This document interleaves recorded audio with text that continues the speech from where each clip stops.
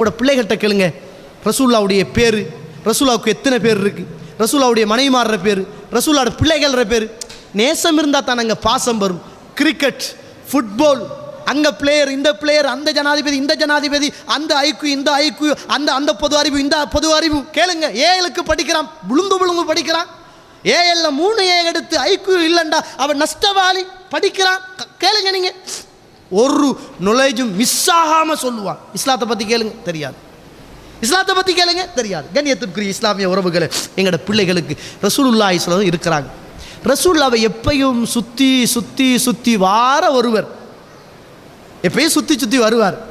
ஒரு நாள் இருக்கிறாங்க, சௌபான்றதான். நான் சும்மா கேட்குறேன், இந்த மனசை பாருங்கள், அவரோட மனசு மோமெல்லாம் மாறி போயிருக்குது. கேட்குறாங்க, சௌபான் மகையற வஜுஹு, உங்களோட முகம் மாறி போயிருக்குது, என்னன்னு கேட்க. ஒன்றும் இல்லை யா ரசூலுல்லாஹ். அவங்களோட கவலை உலகம் சரி, அவங்களுக்கு அல்ஹம்துலில்லாஹ். அவங்களோட கவலை மௌத்து, மரணம். ஒன்றும் இல்லை யா ரசூலுல்லாஹ். சொல்லுங்க, என்ன கவலையில் இருக்கிறீங்க?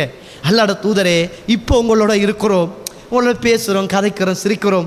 மௌத்தா பீத்தம்டா யா ரசூலுல்லாஹ், நீங்களாம் உயர்ந்த இடத்துல இருப்பீங்களே, எப்படி யா ரசூலுல்லாஹ் உங்களை பார்க்குறேன், அதை நினச்சி பார்க்குறேன், அதை நினைச்சு பார்க்கிறேன். அல்லாஹ் ரப்புல் ஆலமீன் சூரத்து நிசா 4வது அத்தியாயத்தின் 69வது வசனம், வமை யுத்இல்லாஹ வர் ரசூல் ஃபஉலாயிக மஅல்லதீன அன்அமல்லாஹு அலைஹிம் மினன் நபியீன வஸித்தீகின வஷுஹதா என்ற வசனத்தை அல்லாஹ் தஆலா இறக்கி இவங்கெல்லாம் ரசூல்மார்களோடு, நபிமார்களோடு, சுஹதாக்களோடு, நல்லவர்களோடு இருப்பான் என்ற செய்தியை பார்க்கும்.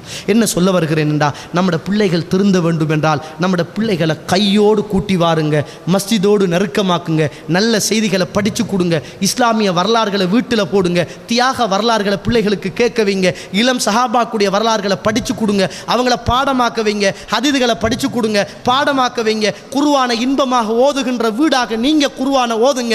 குர்ஆன் மகரிபுடைய நேரத்தில் ஒவ்வொரு வீட்டிலும் குர்ஆனை ஓதுவதை கட்டாயமாக்குங்க. தஹஜ்ஜுக்கு எழும்புவதை கட்டாயமாக்குங்க. துஆ தொழுவது கட்டாயமாக்குங்க. இப்படி நீ நடந்தால் இதை தருவேன் என்று பிள்ளைகளை வற்புறுத்துங்கள்.